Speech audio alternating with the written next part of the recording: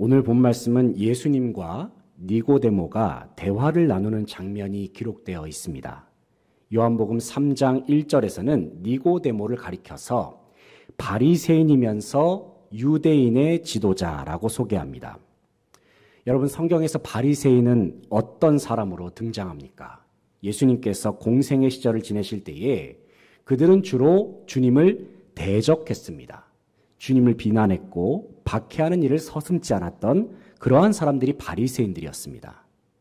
그런데 그 바리새인 중에 한 사람이고 게다가 유대인을 대표하는 지도자라 할 수 있는 니고데모란 사람이 예수님을 찾아옵니다. 특별히 니고데모가 예수님을 방문한 시간은 한밤중이었습니다. 여기서 니고데모가 밤중에 예수님을 찾아왔다는 것은 아마도 많은 사람들의 눈을 피하기 위한 목적이 있었을 것입니다. 만약에 바리새인인 니고데모가 예수님을 찾아갔다는 소식이 소문이라도 나게 된다면 니고데모는 어떻게 될까요? 추측하건대 니고데모는 아마도 동료 바리새인들이나 유대인들로부터 큰 곤경에 빠질 수도 있습니다. 하지만 그럼에도 불구하고 니고데모는 이러한 위험을 무릅쓰고라도 왜 예수님을 찾아갔던 것일까요? 왜냐하면 니고데모는 예수님께서 행하신 표적을 보면서 예수님이 하나님께로부터 오신 선생이라고 생각했기 때문입니다. 요한복음 3장 2절을 보면 니고데모가 예수님께 이런 말씀을 합니다. 2절을 보시면 3장 2절입니다. 그가 밤에 예수께 와서 이르되 랍비여 우리가 당신은 하나님께로부터 오신 선생인 줄 아나이다. 하나님이 함께 하시지 아니하시면 당신이 행하시는 이 표적을 아무도 할 수 없음이니이다 말씀합니다. 니고데모가 예수님을 가리켜서 하나님으로부터 오신 선생으로 보았다는 것은 그는 분명 다른 사람들과는 다르게 예수님을 특별한 시각으로 보고 있었다는 것을 의미합니다.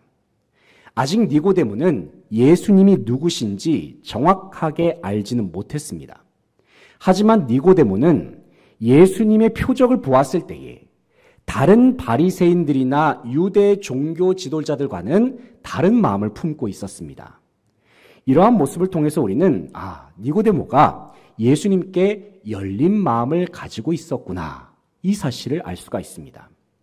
동시에 니고데모는 진리에 대한 열정을 가지고 있었고 하나님 나라를 순수한 마음으로 사모하고 있었습니다. 무엇보다도 니고데모는 예수님께서 행하신 표적이 무슨 의미가 있는지, 왜 이러한 일들이 일어났는지 궁금해했습니다. 그리고 그 표적을 행하셨던 예수님은 도대체 어떤 분이실까? 계속 호기심이 생겼습니다. 그런데 이와 같이 궁금증이 가득했던 니고데모에게 주님께서는 갑자기 거듭남에 대해서 말씀을 하십니다. 한번 이 시간 요한복음 3장 3절 말씀을 같이 읽어보겠습니다. 3장 3절 시작. 예수께서 대답하여 이르시되 진실로 진실로 내게 이르노니 사람이 거듭나지 아니하면 하나님의 나라를 볼 수 없느니라. 아멘. 3절의 하반절을 보시면 사람이 거듭나지 아니하면 하나님의 나라를 볼 수 없다 말씀합니다. 이 말을 쉽게 말하면 거듭난 사람, 다시 태어난 사람만이 천국에 들어갈 수 있다는 말입니다. 이러한 예수님의 말씀에 대해서 니고데모는 다시 질문합니다. 그런데 주님, 이미 나이가 들어서 늙어버린 사람은 어떻게 다시 태어날 수가 있습니까? 사람이 다시 태어나려면 어머니의 뱃속이라도 들어가야 합니까? 그것은 불가능한 일 아니겠습니까? 이렇게 질문을 하는 거예요. 그럴 때 예수님께서는 니고데모에게 천국으로 들어갈 수 있는 거듭남은 물과 성령으로 다시 태어나는 것이라고 말씀합니다. 요한복음 3장 5절 말씀을 같이 한번 읽어보겠습니다. 3장 5절 말씀 시작. 예수께서 대답하시되 진실로 진실로 내게 이르노니 사람이 물과 성령으로 나지 아니하면 하나님의 나라에 들어갈 수 없느니라. 아멘. 5절의 하반절을 보면 사람이 물과 성령으로 나지 아니하면 하나님의 나라에 들어갈 수 없다 말씀하고 있습니다. 그렇다면 여기서 물과 성령으로 난다는 것은 무엇을 의미할까요? 먼저 물에 대해서 생각을 해보겠습니다. 성경에서 물은 회개를 상징합니다. 그래서 어떤 사람이 자신의 죄를 회개함으로써 물로 세례를 받는다는 것은 자기 스스로가 죄인임을 인정하면서 새 사람으로 살겠습니다. 이러한 의미가 있습니다. 그런데 단순히 물로 세례를 받는 예식만이 중요한 것이 아니죠. 물 세례를 통해서 자신의 죄악을 진정으로 회개하고 예수님을 나의 주님, 나의 구주로 영접하면서 주님만 의지하면서 살겠다는 진심 어린 결단이 더욱 중요합니다. 예수 그리스도의 이름으로 세례를 받는 가운데 이와 같은 진정한 회개를 통해서 죄 사함을 받은 자들에게는 성령님께서 그 마음속에 찾아오시겠다 약속하셨습니다. 이때 성령님께서 하시는 일은 예수 그리스도를 영접한 그 사람을 하나님 나라의 백성, 하나님의 자녀로 거듭나게 하시는 겁니다. 그리고 바로 이것이 주님께서 말씀하시는 물과 성령으로 거듭났다는 말의 의미입니다. 오늘날 자신의 종교를 기독교라고 밝히면서 교회에 출석하는 사람들이 있습니다. 교회 예배의 출석 인원을 이야기할 때에도 해당 예배 시간에 예배당에 몇 명이 앉아 있는가 그 숫자를 셉니다. 하지만 그렇게 외적으로 보이는 숫자보다 더 중요한 것은 바로 교회에 출석하는 소위 말하는 기독교인이 물과 성령으로 말미암아 하나님 나라의 백성으로 거듭나는 것입니다. 왜냐하면 사람은 거듭나야 하나님의 자녀가 될 수가 있고 거듭나야만이 하나님 나라의 백성이 될 수 있기 때문입니다. 오늘 본 말씀을 통해서 우리는 주님께서 말씀하신 거듭남, 물과 성령으로 다시 태어나는 것의 의미가 무엇인지를 확인할 수 있습니다. 이 시간 주님께서 들려주시는 말씀을 통해서 복음의 핵심을 다시 한번 우리의 마음판에 새김으로써 우리 각자가 거듭난 하나님의 자녀로서 맡겨진 사역을 감당할 수 있길 원합니다. 동시에 우리의 교회 학교 자녀들도 하나님의 자녀로 거듭날 수 있도록 함께 기도하면서 여름 성경학교와 수련회를 맞이할 수 있는 저와 여러분 되시기를 소망합니다. 첫째는 거듭남은 영적인 지식을 믿을 때에 일어납니다. 영적인 지식을 믿을 때에 거듭남이 일어납니다. 9절부터 13절까지의 말씀을 같이 한번 읽어보겠습니다. 9절부터 13절까지 시작. 니고데모가 대답하여 이르되 어찌 그러한 일이 있을 수 있나이까? 예수께서 그에게 대답하여 이르시되 너는 이스라엘의 선생으로서 이러한 것들을 알지 못하느냐? 진실로 진실로 내게 이르노니 우리는 아는 것을 말하고 본 것을 증언하노라. 그러나 너희가 우리의 증언을 받지 아니하는도다.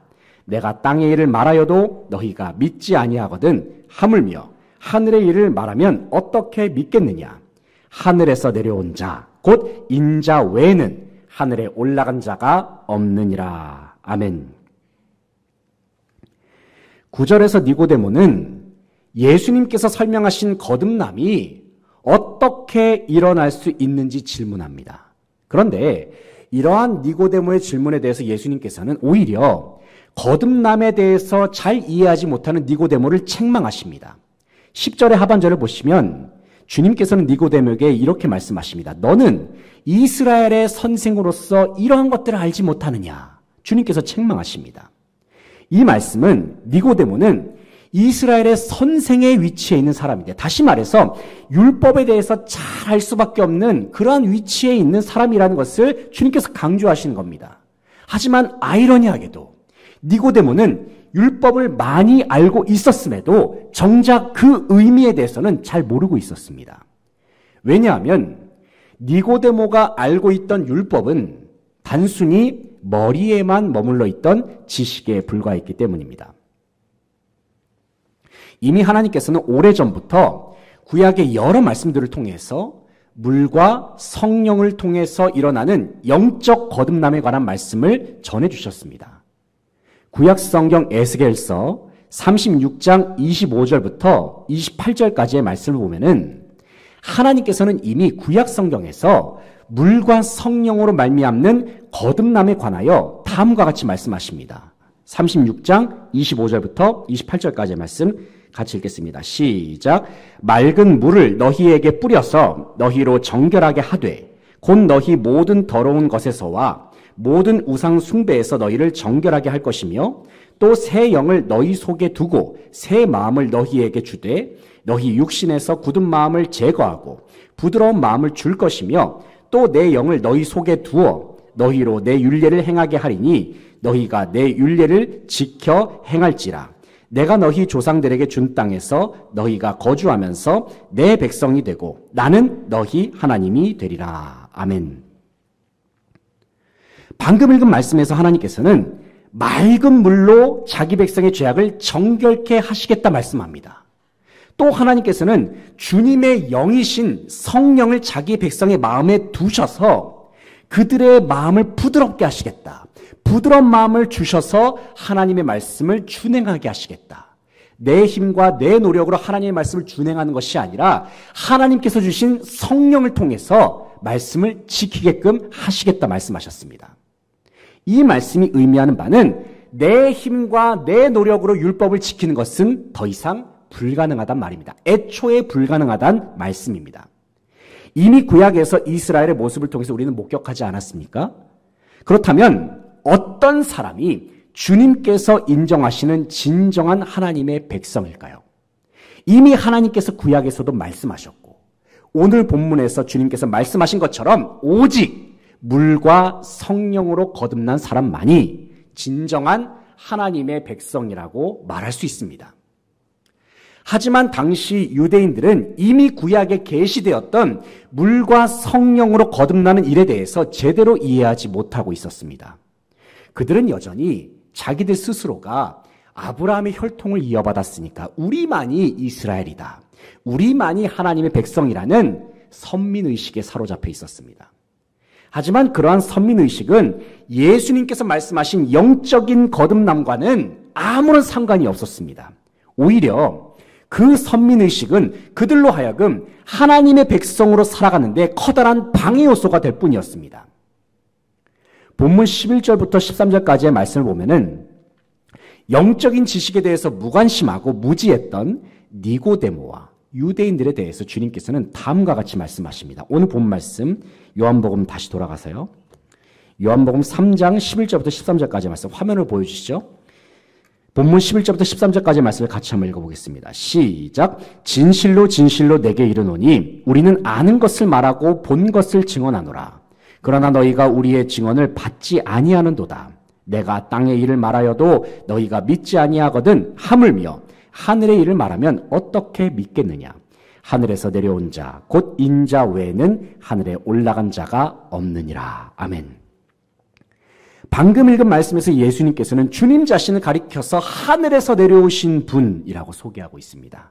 특별히 하늘에서 내려오신 독생자 예수님께서는 이 땅에서 공생애를 지내시는 가운데 많은 유대인들에게 하나님의 나라가 무엇인지 가르쳐 주셨고 보여주셨고 또 전파하셨습니다.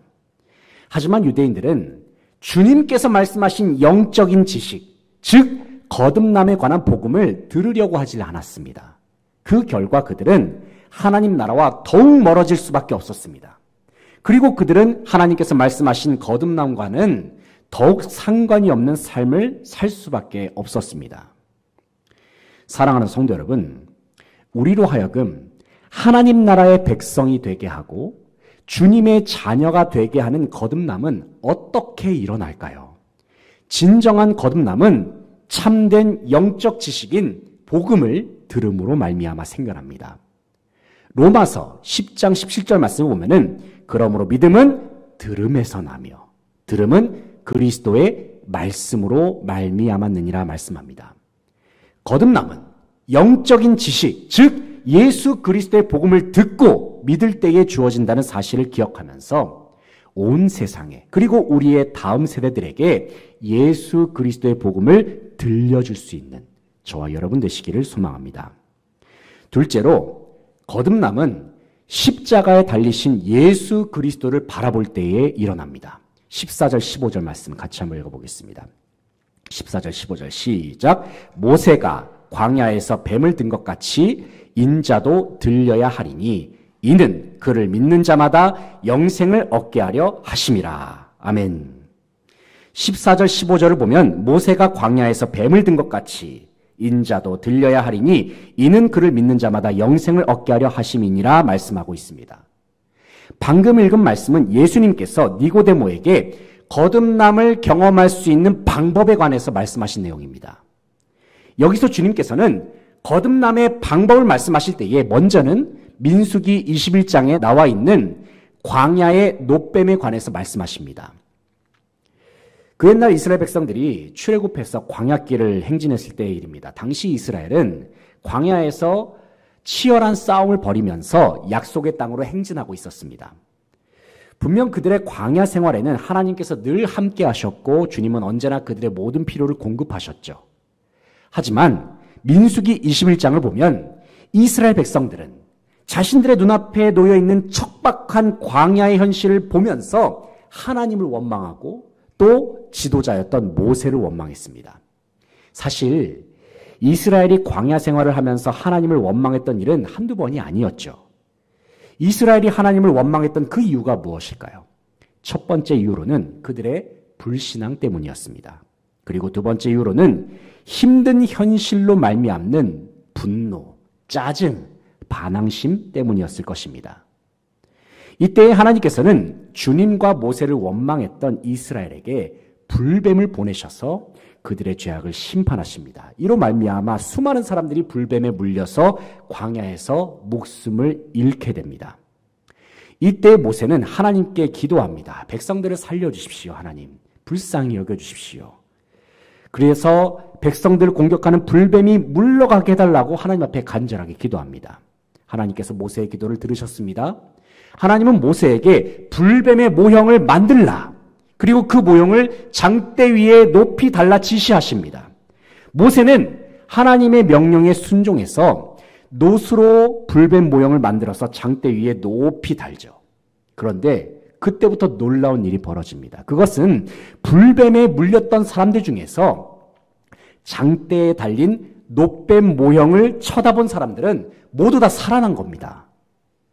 여러분, 상식적으로 생각했을 때에 뱀에게 물린 상처를 낫게 하려고 장대에 달린 뱀의 모형을 쳐다본다는 것은 상식적으로 볼 때 매우 어리석은 일입니다.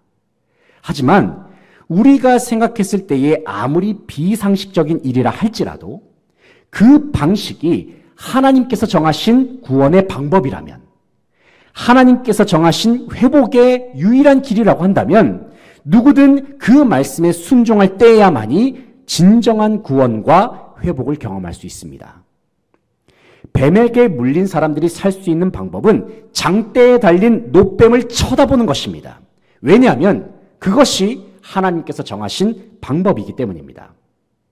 그런데 하나님께서는 이와 마찬가지로 죄인이 구원받는 방법, 죄인이 거듭나서 하나님 나라의 백성이 되는 방법을 다음과 같이 알려주셨습니다. 그 방법은 뱀에게 물렸던 이스라엘이 장대에 달린 놋뱀을 바라보았던 것처럼 죄와 사망 권세에 물려버린 사람들은 십자가에 달리신 예수님을 바라보는 겁니다. 여러분, 이것이 왜 거듭나는 방법입니까? 이것이 왜 구원받는 방법입니까? 왜냐하면 십자가에 달리신 예수님을 바라보는 것만이 하나님께서 우리를 구원하시기 위하여 정하신 유일한 방법이기 때문입니다. 그렇다면 여러분, 예수님께서는 왜 장대에 달린 놋뱀처럼 십자가에 달리셨을까요? 그 이유는 주님께서 세상을 이처럼 사랑하시기 때문입니다. 주님께서 저와 여러분을 이처럼 사랑하시기 때문에 이 시간 본문 16절 말씀을 같이 읽어보겠습니다. 우리가 너무나도 잘 알고 있는 말씀입니다. 16절 시작. 하나님이 세상을 이처럼 사랑하사 독생자를 주셨으니 이는 그를 믿는 자마다 멸망하지 않고 영생을 얻게 하려 하심이라. 아멘. 우리를 사랑하시는 주님께서는 우리가 죄악에 물려서 죽어가는 것을 원치 않으셨습니다. 우리를 사랑하시는 주님께서는 우리가 죄악에 물려서 심판당하고 멸망당하는 것을 원치 않으셨습니다. 특별히 우리를 사랑하시는 주님께서는 우리가 구원을 받고 영생을 누리는 것을 진정 기뻐하셨습니다. 그래서 하나님의 독생자 예수님께서는 이 세상에 오셔서 십자가에 달리셨습니다. 왜냐하면 누구든지 십자가에 달리신 예수님을 눈으로 직접 보면서 구원과 영생을 누리게 하시기 위해서입니다. 하나님께서는 거듭남의 유일한 방법, 구원과 영생을 얻는 유일한 방법으로 오직 예수님의 이름만을 선택하셨습니다.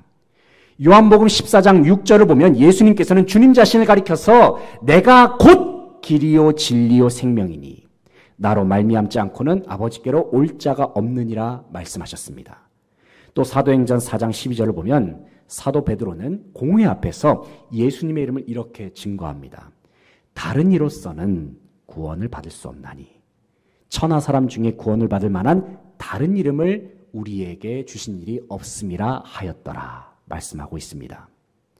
그렇습니다, 여러분. 다른 이름은 없습니다. 오직 예수 그리스도의 이름만 있습니다. 오직 예수님의 이름을 믿는 것이 사람이 거듭날 수 있고 구원을 받을 수 있는 유일한 길이요 진리요 생명되는 줄로 믿습니다. 진정한 거듭남은 십자가에 달리신 예수 그리스도를 바라볼 때에 일어난다는 사실을 기억하면서 온 세상을 위하여 십자가에 못 박히시고 부활하신 예수 그리스도를 증거할 수 있는 저와 여러분 되시기를 소망합니다. 셋째로, 거듭난 자의 삶은 빛 가운데 행하는 삶으로 변화됩니다. 본문 19절, 21절 말씀을 같이 한번 읽어보겠습니다. 19절부터 21절까지입니다. 시작. 그 정죄는 이것이니 곧 빛이 세상에 왔으되 사람들이 자기 행위가 악함으로 빛보다 어둠을 더 사랑한 것이니라. 악을 행하는 자마다 빛을 미워하여 빛으로 오지 아니하나니 이는 그 행위가 드러날까 함이요 진리를 따르는 자는 빛으로 오나니 이는 그 행위가 하나님 안에서 행한 것임을 나타내려 함이라 하시니라. 아멘. 21절 말씀을 보시기 바랍니다. 진리를 따르는 자는 빛으로 오나니 이는 그 행위가 하나님 안에서 행한 것임을 나타내려 함이라 말씀합니다. 여기서 말하는 진리가 무엇일까요? 일반적으로 진리라는 말의 사전적 의미는 언제 어디서나 누구든지 승인할 수 있는 보편적인 법칙이나 사실을 말합니다. 진리의 속성에는 절대적인 속성이 있고 보편적인 속성이 있고 불변하는 특징이 있습니다. 그렇기 때문에 우리는 진리에 해당하는 사실에 대해서는 그것이 왜 진리인지 굳이 설명하지 않아도 됩니다. 일반적으로 진리에 해당하는 사실들을 한번 예로 들어보겠습니다. 지구는 둥글다. 이 사실은 진리입니다. 지구가 왜 둥글까요? 굳이 이런 질문을 할 필요가 없죠. 왜냐하면 지구가 원래 그렇게 생겼기 때문입니다.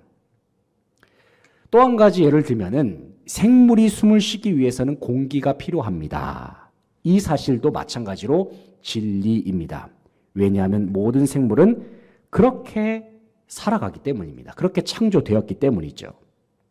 그런데 본문 21절에서 말하는 진리는 단순히 어떤 보편적인 법칙이나 사실만을 의미하는 단어가 아닙니다. 특별히 본문에 기록된 진리라는 단어는 절대적이신 하나님을 가리키는 단어이고 영원하고 변하지 않는 하나님의 말씀을 가리키는 단어입니다. 그렇기 때문에 성경에서 말하는 진리는 그런 진리가 있는가 보다. 단순히 그렇게 지식적으로만 알아야 하는 차원의 것이 아닙니다. 성경에서 말하는 진리는 우리의 마음으로 믿어야 하는 것이고 마음으로 응답해야 하는 것이고 마음으로 결단해야 하는 것이 바로 진리입니다. 왜냐하면 성경에서 가리키는 진리는 궁극적으로는 예수 그리스도를 가리키기 때문입니다. 여러분, 예수님이 누구십니까? 먼저 예수님은 참 하나님이 되십니다. 그리고 예수님은 참 진리 되시는 말씀이 육신이 되셔서 이 땅에 완전한 사람의 모습으로 오신 분이십니다. 그래서 요한복음 14장 6절에서 예수님께서는 주님 자신을 가리켜서 길이요 진리요 생명이라고 말씀하셨죠. 그런데 21절을 계속해서 보면은 진리를 따르는 자는 빛으로 오나니 말씀하고 있습니다. 이 말씀은 참 진리 되시는 예수님을 따르는 자들은 참 빛 되시는, 예수님이 진리이자 빛이시잖아요. 참 빛 되시는 예수님 안에 거하게 된다 말씀합니다. 좀 더 자세하게 말씀을 드리면 진짜로 예수님을 믿고 진짜로 예수님을 마음에 모시면서 살게 되면 그때부터 우리의 삶은 참 진리 가운데 거하게 되고 빛 가운데 거하는 삶으로 변화된다는 사실입니다. 하지만 여전히 어둠 속에 있는 세상은 빛과 진리 되시는 예수님을 거부하려고 합니다. 그 이유가 무엇일까요? 그것은 원래 하나님을 알지 못하는 세상의 속성 자체가 어둠이기 때문입니다. 그래서 자신과는 반대되는 속성인 빛을 싫어할 수밖에 없죠.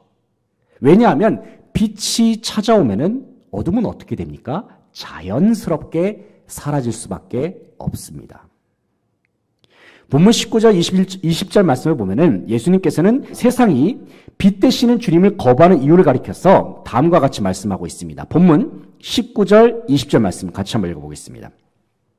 19절, 20절 시작. 그 정죄는 이것이니 곧 빛이 세상에 왔으되 사람들이 자기 행위가 악함으로 빛보다 어둠을 더 사랑한 것이니라.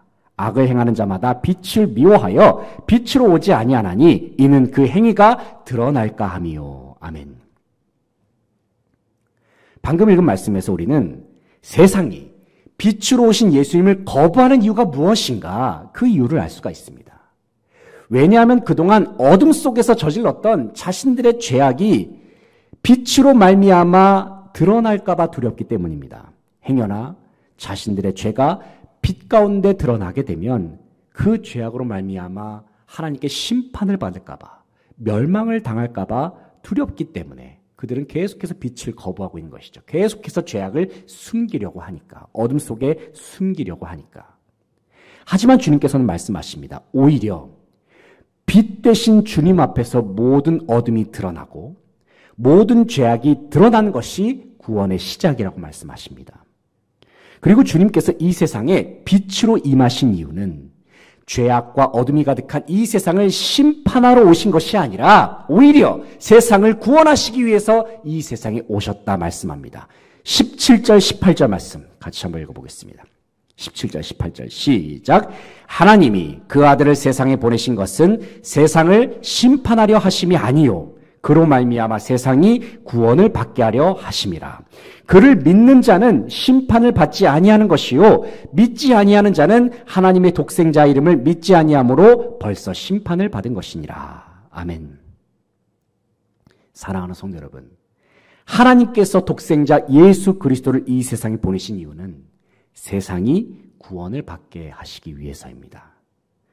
예수 그리스도의 이름은 세상을 거듭나게 하는 유일한 이름이요 세상을 구원하는 유일한 이름, 그리고 세상의 모든 어둠을 몰아내버리는 유일한 이름이 되십니다. 요한복음 12장 46절을 보면 예수님께서는 주님 자신이 세상에 오신 목적을 이렇게 말씀합니다. 나는 빛으로 세상에 왔나니 물은 나를 믿는 자로 어둠에 거하지 않게 하려 함이로다 말씀하고 있습니다. 누구든지 예수님의 이름을 믿기만 하면 그는 어둠을 벗어버리고 참 빛 가운데 거하는 삶으로 완전히 변화됩니다. 이 사실을 기억하면서 온 세상에 그리고 우리의 다음 세대들에게 참 빛이요 진리 되시는 예수 그리스도를 증거하는 저와 여러분 되시기를 소망합니다. 이제 말씀을 맺겠습니다. 사랑하는 성도 여러분, 이제 내일이면 여름 성경학교가 열립니다. 그리고 다음 주 금요일에는 청소년부, 청년부 여름 수련회가 있습니다. 저는 개인적으로 아까도 말씀을 드렸지만 저희 수지광성교회 여름 성경학교 프로그램은 제가 경험했던 대형교회의 프로그램보다도 어떤 면에서 더 풍성하고 알차다고 생각을 합니다. 우리 교회만큼 이렇게 풍성하게 주는 교회가 없습니다. 오히려 더 뛰어났으면 뛰어났지 결코 부족하지 않다고 생각합니다. 선생님들의 역량만 보더라도 우리 선생님들 같이 이렇게 프로의식을 가지고 이렇게 교회 학교를 섬기시는 분들이 많지가 않습니다. 그래서 정말 자부심을 가지셔도 되거든요. 그런데 우리 아이들에게 좋은 것을 제공해 주는 것, 좋은 음식과 간식을 먹여주고 또 좋은 프로그램을 경험시켜 주는 것은 물론 너무나도 중요하죠. 하지만 우리는 기억해야 합니다. 이 모든 것은 우리 아이들이 예수님을 만나게 하기 위한 수단일 뿐이라는 것입니다. 우리가 진정 집중하고 생명까지도 걸어야 하는 부분은 바로 우리 아이들이 예수님을 믿어서 거듭남을 경험케 하는 것입니다. 아이들이 거듭나는 것이 왜 중요합니까? 왜냐하면 천국은 거듭나야만 갈 수 있는 나라이기 때문입니다. 그리고 오직 거듭난 사람만이 진정한 하나님의 백성이요 자녀라고 말할 수 있기 때문입니다. 내일은 특별히 성경학교 예배 때에 아이들과 함께 기도하는 시간을 마련했습니다. 제가 지금 계속해서 강조하고 있지 않습니까? 이때에는 그래서 내일 기도회 때 집회도 하려고 여기 보시면 드럼이 없잖아요. 드럼을 내려놨어요. 내일 그 집회 시간에 김은주 전사님께서 드러머를 이제 섭외를 하셔가지고 이제 집회 분위기도 내면서 건반도 지금 내려놨고 아까 이제 막 땀 삐질삐질 흘리면서 이게 같이 내려놓고 그랬는데 아이들이 예수님과의 만남을 위해서 뜨겁게 기도하는 시간을 가질 거거든요. 특별히 우리 아이들이 기도할 때에는 그들이 예수 그리스도를 인격적으로 만날 수 있도록 간절한 마음으로 중보기도 하실 수 있는 모든 선생님들 되시길 바랍니다. 그뿐만 아니라 기도 시간에 여러분 스스로가 우리 자신이 주님을 만날 수 있도록 기도할 수 있기를 바랍니다. 기도를 어려워하는 아이들이 있을 수 있거든요. 아이들은 아직 기도를 어떻게 해야 되는지 잘 그 방법을 모를 수가 있어요. 전사님께서 워낙 잘 가르쳐 주시겠지만 혹시라도 기도하는 가운데 기도를 어려워하는 아이들이 있을 수 있다면 그 아이를 안아주시고 손도 잡아주시면서 함께 주님 앞에 무릎을 꿇고 기도할 수 있길 바랍니다. 간절히 바라옵기는 이번 여름 성경학교가 우리의 다음 세대들이 거듭나는 성경학교, 교사들이 거듭나는 성경학교, 그리고 우리 교회가 거듭나는 성경학교가 되기를 소망합니다. 그래서 아름다운 하나님의 나라를 풍성하게 경험하는 은혜의 잔치, 구원의 기쁨이 넘쳐나는 천국 잔치가 되어서 함께 참여하는 모든 이들이 주님의 영광을 높여드리고 아까 불렀던 찬양의 가사처럼 주님의 이름이 높아지는 그러한 성경학교가 될 수 있기를 간절히 바라고 소망합니다. 함께 기도하시겠습니다.